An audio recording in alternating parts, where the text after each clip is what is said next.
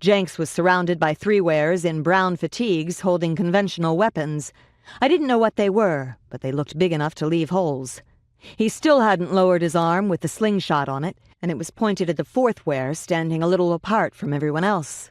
He didn't have a drawn weapon, but it was clear he was in charge since he had a shiny little emblem on his cap instead of a patch like everyone else.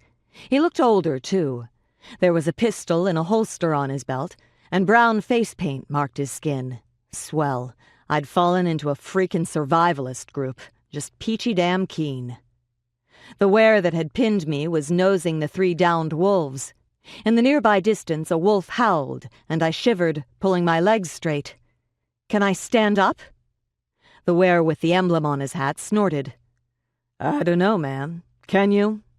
Funny, funny man. Taking that as permission, I sullenly got to my feet, brushing the sticks and leaf mold off. He had a twang to his voice, as if having grown up in the South. "Your weapon?" he said, eyes tracking my movements. "And the bag, and any charms." I debated for all of 3 seconds, then emptied the chamber and broke all the balls underfoot before tossing it. He caught it with an easy grace, an amused smile on him. His gaze lingered on my neck and the clearly wear bite marks, and I made a face of exasperation. God, maybe I should have worn a turtleneck to storm the rebel fortress. "Which?" he said, and I nodded, throwing him my pack and 2 amulets. I could have given them to Marshall, for all the good they had done me. "I came for Nick," I said, shivering in the new cold. "What do you want for him?" The surrounding wares seemed to relax.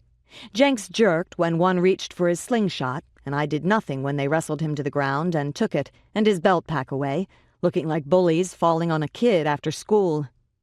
Jaw gritted at the grunts and thumps of fists into flesh. I watched the leader instead, wanting to know whom we faced.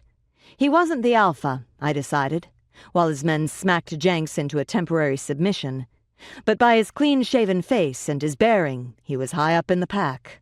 Standing my height in heavy-looking military boots, he made a good-sized wear, well-proportioned and tidy in his fatigues, with narrow shoulders and a body that looked like it was used to running.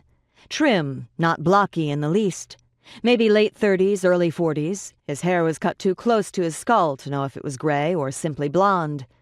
Jenks shoved the 3 wares off him in disgust and got to his feet, a sullen, beaten pixie.